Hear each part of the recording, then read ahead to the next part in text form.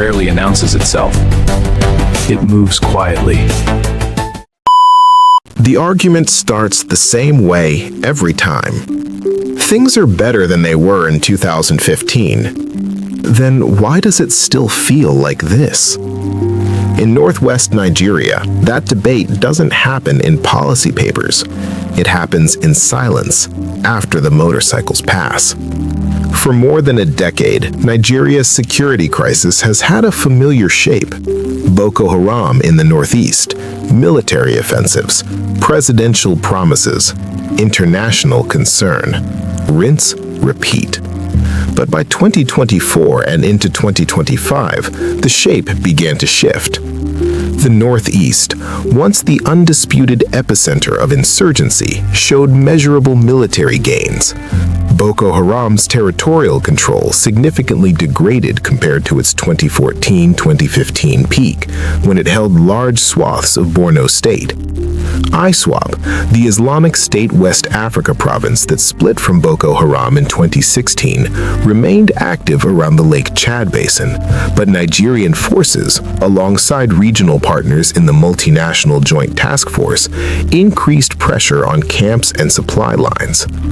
On paper, that looks like progress. And to be fair, in some areas it is. But security problems in Nigeria don't disappear, they mutate. While the Northeast saw tactical improvements, violence in the Northwest and North Central regions escalated sharply from 2019 onward. States like Zamfara, Kaduna, Niger, and Plateau experienced waves of banditry, mass kidnappings, village raids, and intercommunal violence. The actors here are more fragmented. Some are criminal gangs. Some are ideologically linked to jihadist groups. Some operate in the gray space between profit and insurgency. And that fragmentation makes the crisis harder to measure. Is banditry the same as insurgency? Is kidnapping for ransom political violence? Does territorial control matter if fear controls daily life? Between 2022 and 2024, mass abductions of students, train passengers, and villagers continued. The Kaduna-Abuja train attack in 2022 became a symbol of vulnerability. Large-scale kidnappings in Zamfara and Kaduna remained disturbingly frequent. Plateau State saw deadly communal clashes resurface with intensity. By 2025 and into early 2026, security analysts began asking a more uncomfortable question. Not is Boko Haram defeated, but has the threat decentralized? Because decentralized violence doesn't look dramatic on a map, it looks like unpredictability. And unpredictability erodes confidence faster than territorial occupation ever could. Meanwhile, the United States has taken a cautious but watchful stance. Nigeria was designated a country of particular concern for religious freedom violations by the U.S. State Department in 2020. In 2021, that designation was removed, a decision that drew criticism from some U.S. lawmakers and advocacy groups. Since then, Washington's position has been layered. Continued security cooperation, counter-terrorism training, arms sales including aircraft, public concern about religious violence, calls for accountability and protection of civilians. By 2025 and 2026, U.S. officials increasingly framed Nigeria's instability not just as a domestic issue, but as a regional security risk, especially given jihadist spillover across West Africa, from the Sahel down toward the Gulf of Guinea. The tone from Washington has not been sanction and isolate. It has been stabilize or risk wider collapse. And this is where the central tension lives. Because statistics can tell one story. The Nigerian military has reported high numbers of insurgents neutralized, camps dismantled, weapons recovered, arrests made. Officials point to improved coordination and air power deployment. But displacement figures, humanitarian strain, and persistent mass casualty incidents tell another. In 2024 and into early 2026, reporting continued to show attacks in Plateau State with significant civilian casualties, armed raids and kidnappings in northwest states, ongoing ISWAP activity in the Lake Chad region, expanding insecurity in parts of Niger State closer to the federal capital. So which narrative is true? Progress or deterioration? The uncomfortable answer is that both can exist at the same time. Security in Nigeria is no longer a single-front war. It is a patchwork of localized crises, ideological insurgency, organized crime, and state capacity strain. And patchwork conflicts are harder to defeat because there is no single flag to lower. As we move forward in this investigation, we're going to examine what has genuinely improved since the height of Boko Haram's territorial control, where violence has intensified, particularly in the northwest, how 2025-2026 trends compare to the previous decade, where the United States stands strategically and why, and whether Nigeria is facing a transformation of threat rather than simple escalation or decline. If you want surface-level answers, headlines already exist. If you want to understand whether Nigeria is stabilizing or fragmenting, stay with this, because the truth is not dramatic, it's structural. And structural problems don't announce themselves with explosions. They announce themselves when fear becomes routine.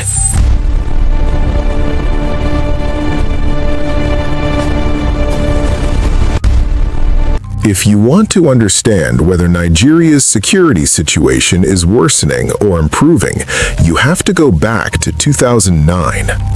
Because that's when this stopped being a local grievance movement and became a war.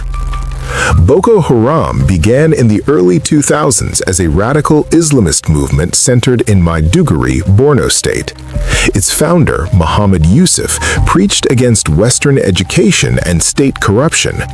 For years, it was contained, watched, managed. Then, in July 2009, everything broke. After clashes with security forces, Yusuf was killed in police custody. The group did not disappear, it radicalized. Under Abu Bakr Shekau, Boko Haram transformed into a full-scale insurgency. From 2010 onward, suicide bombings, prison breaks, church attacks, mosque bombings, assassinations, Nigeria entered a new phase of violence. By 2014-2015, Boko Haram controlled territory roughly the size of Belgium across parts of Borno, Yobe, and Adamawa states. It declared allegiance to ISIS in 2015. That's the high watermark of territorial collapse. And in response, Nigeria, alongside Chad, Niger, and Cameroon, escalated military operations through the multinational Joint Task Force. Airstrikes intensified, ground operations expanded, major towns were retaken. By 2016, Boko Haram fractured. ISIS formally recognized a breakaway faction, Islamic State West Province, ISWAP. The split mattered. ISWAP pursued a more strategic model, focus on military targets, reduced indiscriminate Muslim civilian killings, built taxation systems in rural communities, embedded within fishing and trading networks around Lake Chad. Meanwhile, Shekau's faction remained brutal and erratic. In 2021, ISWAP fighters confronted Shekau in Sambisa Forest. Shekau reportedly detonated explosives rather than surrender. His death weakened the original Boko Haram faction significantly. From a purely territorial standpoint, this looked like progress. The Nigerian military reported thousands of fighters killed or surrendered between 2021 and 2024, entire camps dismantled, weapons caches seized. But insurgencies don't need territory to function. They need mobility. And while the Northeast remained the ideological core, violence began spreading westward, especially from 2019 onward. In northwest Nigeria, a different crisis had been brewing. Bandit groups, initially organized criminal networks involved in cattle rustling and kidnapping, expanded operations across Zamfara, Katsina, Kaduna, and Niger states. They operated from forest reserves like Rugu and Kamuku. At first, the distinction seemed clear. Boko Haram equals ideological insurgency. Bandits equal criminal actors. That clarity didn't last. Intelligence reports and field investigations began suggesting overlapping logistics, occasional arms trading, and possible tactical exchanges between jihadist factions and bandit networks. Some bandit leaders pledged allegiance to jihadist causes. Others remained profit-driven, but the effect on civilians was identical. Village raids, mass kidnappings, ransom economies, burned communities. The threat had decentralized, and decentralization changes the equation. A centralized insurgency can be targeted. A fragmented security landscape becomes whack-a-mole. Plateau State saw recurring communal clashes between farming and herding communities. Niger State experienced armed incursions closer to the federal capital territory. Kaduna remained a flashpoint for both banditry and sectarian tensions. By 2023-2024, Nigeria was no longer facing one insurgency. It was facing ISWAP in the Lake Chad Basin, residual Boko Haram elements, Ansaru, an Al-Qaeda-linked faction resurfacing intermittently, criminal bandit networks in the northwest, communal militia violence in north-central regions. That matters when evaluating progress. Because if Boko Haram no longer holds major cities, that's progress. If mass abductions continue across multiple states, that's regression. If insurgents shift from territorial control to high-impact raids, is that defeat or adaptation? By 2025, analysts increasingly described Nigeria's crisis as a conflict ecosystem. Different actors, different motivations, shared instability. The military has undeniably improved in coordination and air power deployment since 2015. Intelligence sharing with regional partners has strengthened. High-value targets have been eliminated. But improved military performance does not automatically equal civilian safety. That's the tension. Nigeria may be winning the conventional war, but the unconventional violence persists. So when officials say security has improved, they are not entirely wrong.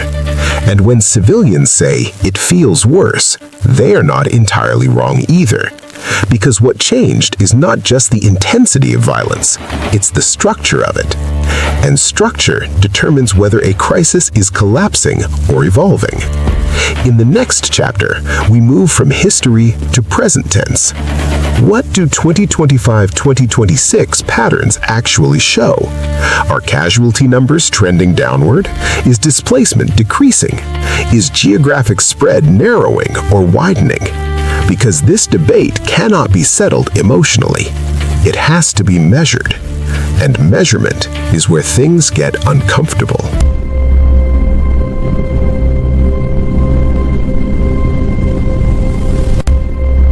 If the beginning of this story was the smoke, this is the fire. By early 2025, Nigeria's security briefings had started sounding like corporate earnings calls. Words like degradation, neutralization, and kinetic success floated through Abuja's defense headquarters. Charts were shown, numbers were cited, progress was declared. And yet, In Borno State, farmers were still planting crops in daylight and sleeping in displacement camps at night. So which Nigeria is real? Let's begin in the northeast. Boko Haram and ISWAP, the fractured Hydra. Boko Haram was officially designated a foreign terrorist organization by the United States in 2013. Islamic State West Africa Province, ISWAP, followed in 2016. By 2024, Nigerian military offensives had significantly reduced their territorial control compared to the caliphate-style peak years of 2014-2015. Sambisa Forest was no longer a sovereign nightmare state. Major highways linking Maiduguri to Damaturi saw increased patrols. Markets reopened. Progress. On paper, yes. But 2025 told a more complicated story. ISWAP shifted tactics. Instead of holding land, they hunted supply routes. They ambushed military convoys in Marte and Dikwa. They raided soft rural targets at night, vanishing into Lake Chad's marshlands by dawn. Improvised explosive devices became more precise. Attacks were fewer than peak years, but more strategic. The Nigerian military announced multiple terrorist kingpin neutralizations through 2025, yet recruitment pipelines never fully dried up. Economic desperation remained the insurgency's quiet partner. Territory shrank. Capability adapted. That's not defeat. That's evolution. The Northwest, where bandits became something else. In Zamfara, Kaduna, and Niger states, violence wears a different label: bandits. It sounds almost quaint, like masked men on horseback. But in reality, these are heavily armed criminal networks with access to military-grade weapons, satellite phones, and ransom negotiation infrastructure that would impress corporate consultants. Kidnapping for ransom surged again in late 2024 and fluctuated through 2025. Mass abductions of schoolchildren became less frequent than the 2021-2022 peak, but targeted kidnappings of commuters and rural communities continued. Some cells maintain ideological links to jihadist groups. Others are purely profit-driven. The result is the same. Villages empty out. Farms burn. Local defense militias multiply. The government claims improved response times. Airstrikes increased in frequency through 2025. Drone surveillance expanded. But in rural markets, the conversation is blunt. If we cannot sleep safely, what progress are they talking about? Plateau and the Midbelt, the most politically sensitive front. The violence in Plateau State and parts of Benue and Kaduna isn't easily categorized. It is communal, it is political, it is land-driven, it is religiously framed, it is weaponized by narratives. Between 2024 and 2026, cycles of reprisal attacks continued. Some incidents saw dozens killed in single-night assaults on villages. Security deployments followed. Arrests were announced. Then silence. Then another flare-up. This is where the question becomes uncomfortable.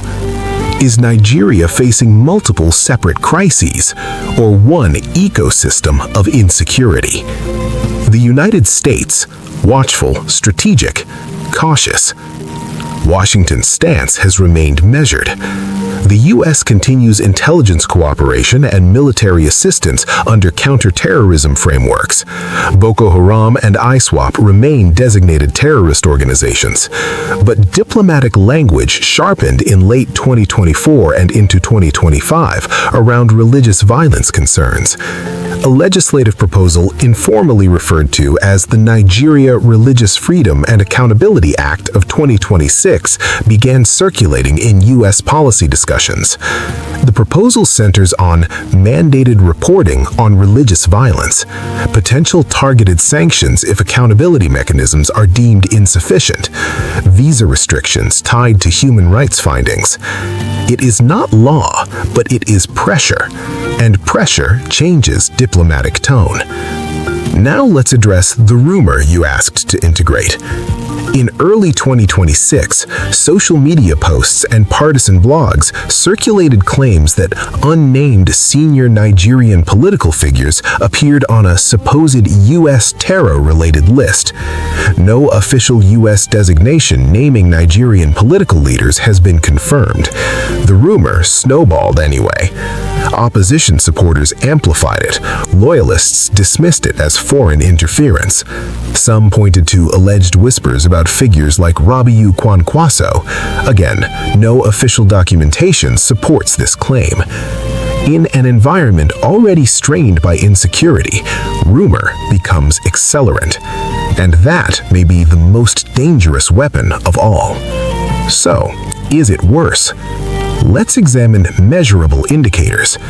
Territorial control by insurgents, reduced compared to 2014-2015 peak. Large-scale urban bombings, significantly lower than a decade ago. Rural attacks and ambushes, persistent. Kidnapping networks, adaptive. Military air operations, expanded. Civilian displacement, still significant in affected zones. It is not the catastrophic collapse of a decade ago, but it is not stability either. It is a grinding equilibrium, and equilibrium can feel like decline if you're the one burying family members. If you're following this investigation and want the full story laid bare without spin, make sure you like, comment, and subscribe, because the next chapter moves from battlefields to politics, where numbers become narratives, and narratives decide elections. Next, we examine Abuja. Who benefits from declaring progress and who benefits from declaring failure? Because in Nigeria, security isn't just about bullets, it's about power.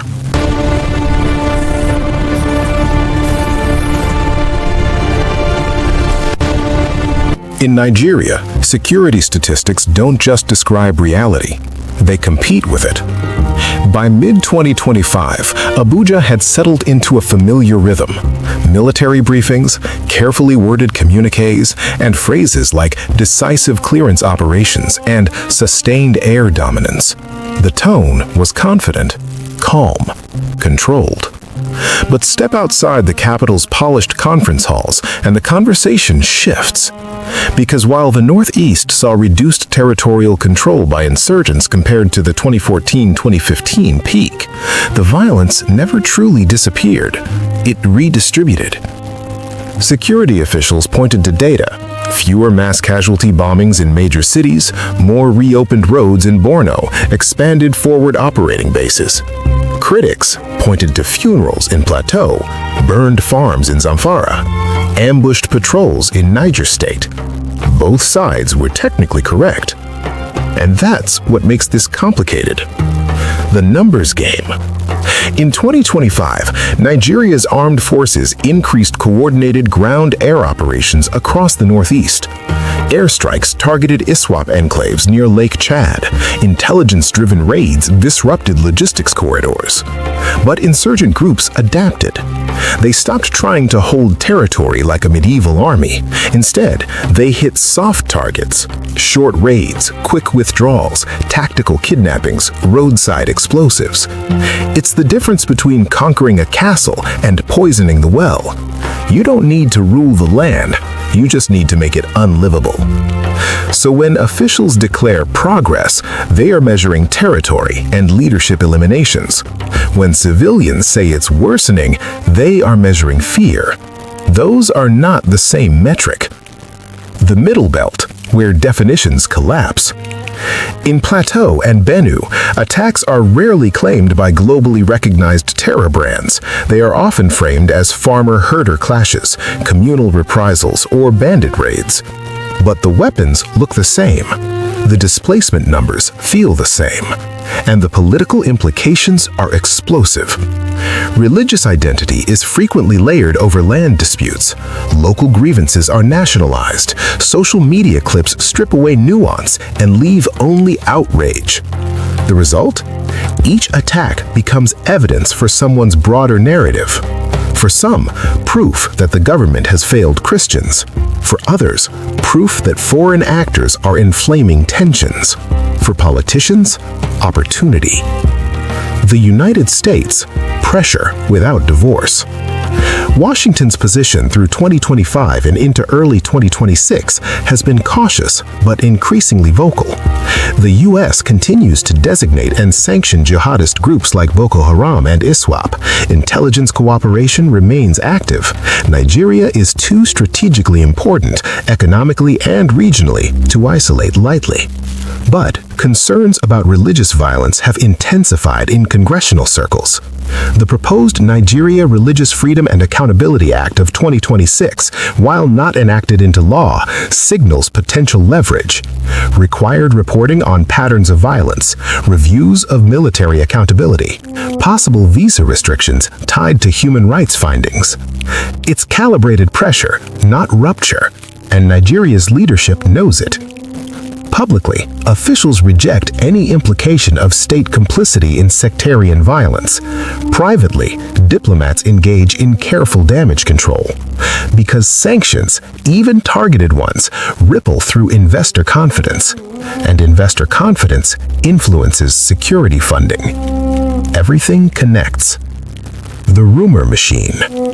Now to the political rumor that briefly ignited the online sphere in early 2026. Claims circulated alleging that unnamed senior Nigerian politicians appeared on a supposed U.S. terror-related watch list. Some posts speculated about prominent opposition figures, including Rabiu Kwankwaso. There is no verified U.S. designation naming Nigerian political leaders as terrorist affiliates. None. But the rumor spread anyway. Why? Because insecurity creates paranoia, and paranoia is politically useful. Opponents weaponize whispers to suggest foreign condemnation. Loyalists frame it as Western interference. The truth, or absence of it, becomes secondary to the emotional reaction. In modern Nigeria, misinformation doesn't need evidence. It needs timing. Is it getting worse? Let's answer the central question honestly. Compared to the height of Boko Haram's territorial control in 2014-2015, Nigeria is objectively in a stronger position. Major urban centers are not under insurgent siege. Military infrastructure is more robust. International cooperation is deeper. But compared to a stable state, Nigeria is still fighting multiple simultaneous security crises. Insurgency in the northeast, criminal insurgent hybrids in the northwest, communal violence in the middle belt, economic pressures that fuel recruitment. Progress exists. So does stagnation. The security situation is not collapsing, it is calcified. And calcification is dangerous because it normalizes abnormality. When displacement camps become permanent fixtures, when kidnappings become background noise, when at least 12 killed feels routine, that's not victory, that's fatigue. If you've made it this far, take a second, like, comment, subscribe. Not because it changes Nigeria's security matrix, but because deep dive investigations like this deserve oxygen. And we're just getting to the part where power and perception collide. We zoom out now, because the real question may not be whether Nigeria is worsening or improving. It may be, who gets to define what progress means? And what happens if that definition fractures?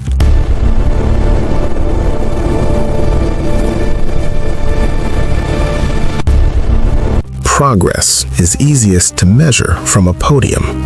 It is hardest to measure from a village road at dusk. By late 2025, Nigeria's federal government had leaned heavily into a message of stabilization. Military procurement increased. Surveillance drones expanded operational coverage.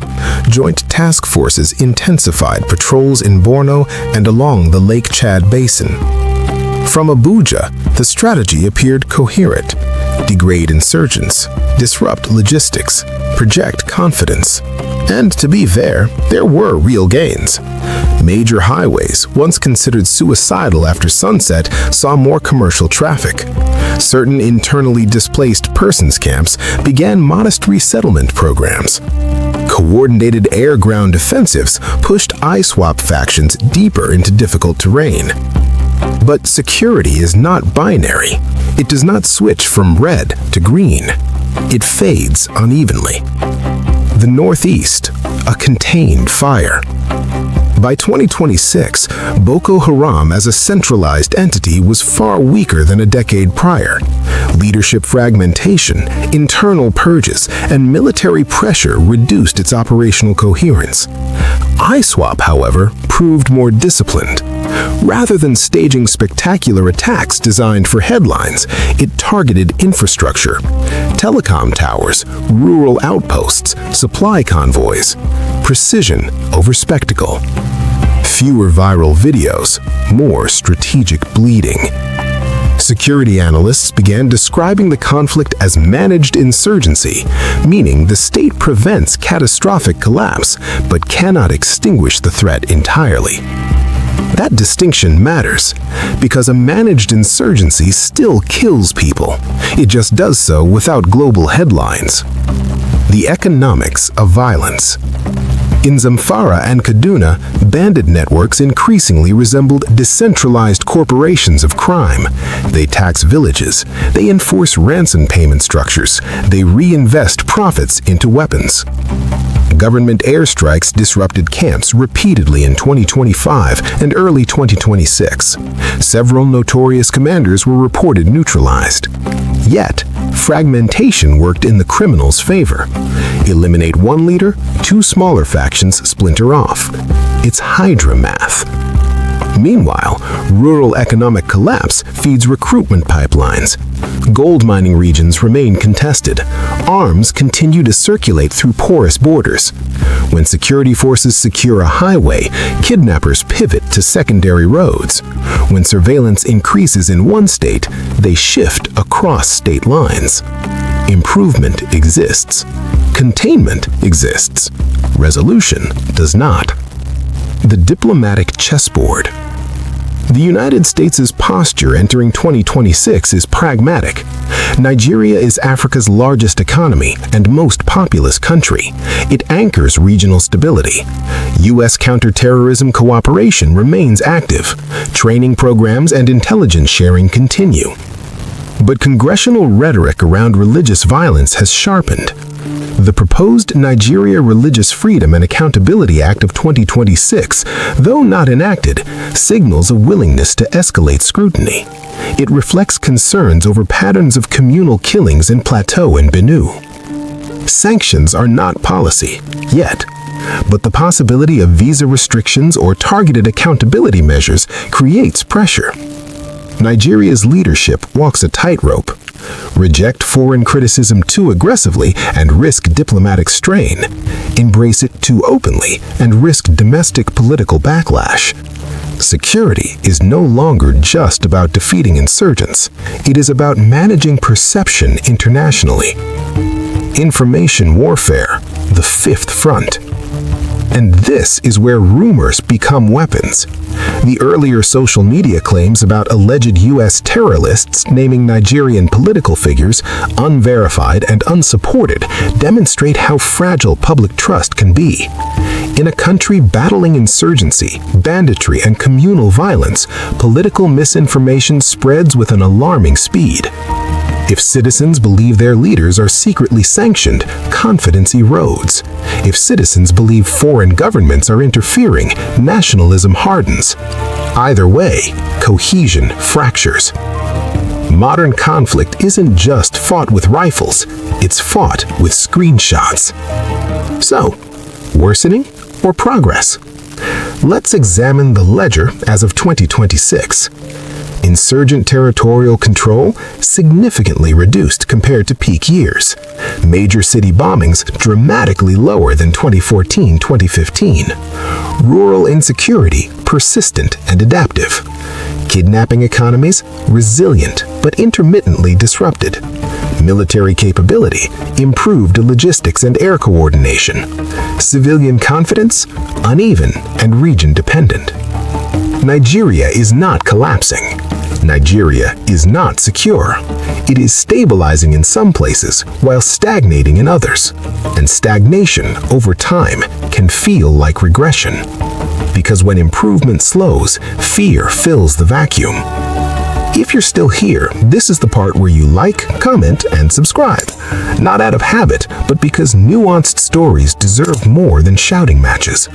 We're heading into the final chapter, where we stop asking what the data says and start asking what the future demands. Chapter 5 will not offer easy optimism, but it will offer clarity. And clarity in a fog like this is rare.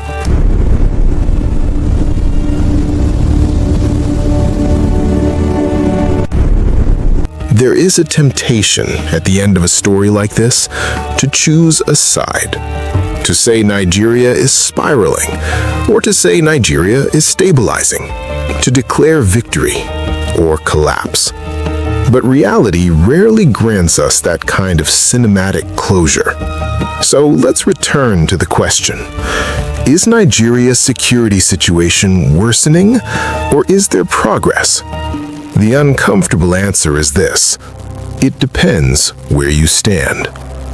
If you stand in Maiduguri, in 2014, parts of Borno State were effectively governed by insurgents. Entire local governments fell under jihadist control. Flags were raised, schools were shut, markets emptied.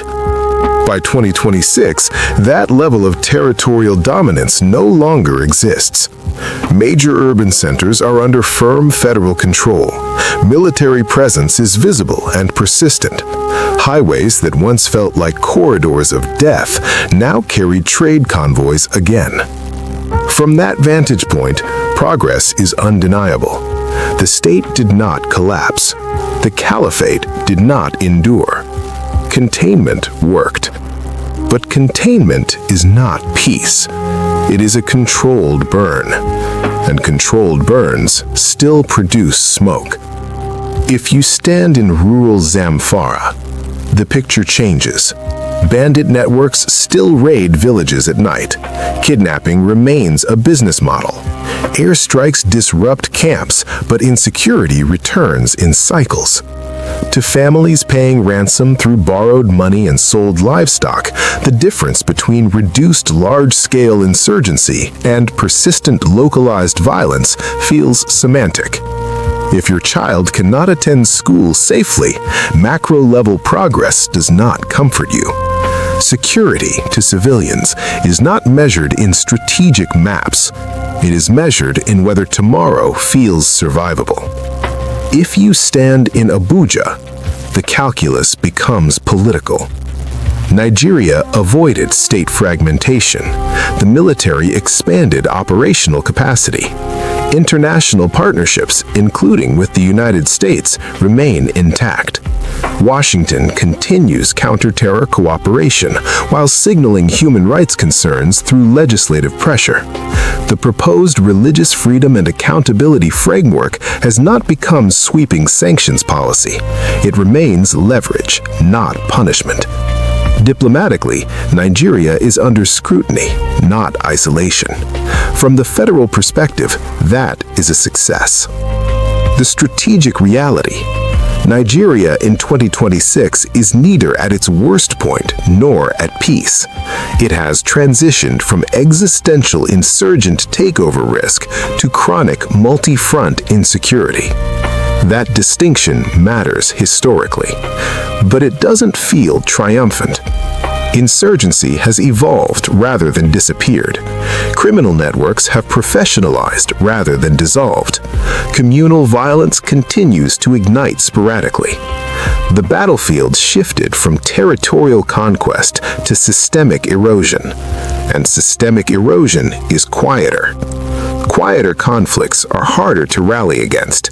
They stretch public patience. They test institutions slowly. The danger ahead is this: not sudden collapse, not dramatic takeover, but normalization. when citizens adapt to insecurity as background noise, when displacement camps become permanent suburbs, when at least 20 killed becomes an afterthought headline, when rumor spreads faster than verified fact. That is how instability calcifies, not with explosions, with exhaustion. So, worsening or progress?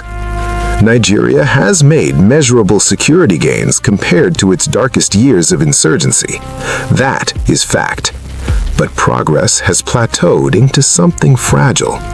In some regions, violence is less catastrophic. In others, it is stubbornly persistent. The state is stronger than it was a decade ago.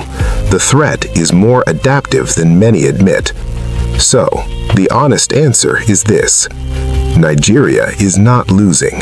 Nigeria is not winning. Nigeria is enduring. And endurance is not a strategy. It is a phase.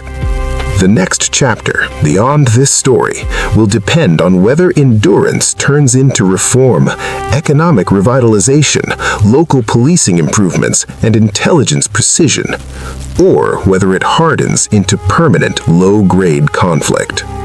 If this investigation challenged what you thought you knew, take a moment to like, comment, and subscribe.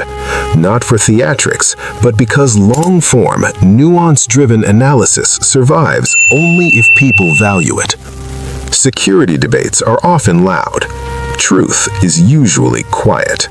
And Nigeria's truth right now sits somewhere between progress and paralysis. The smoke has thinned since the worst years, but the fire hasn't gone out. It's just burning lower, waiting. And whether it fades or flares is the question that will define Nigeria's next decade.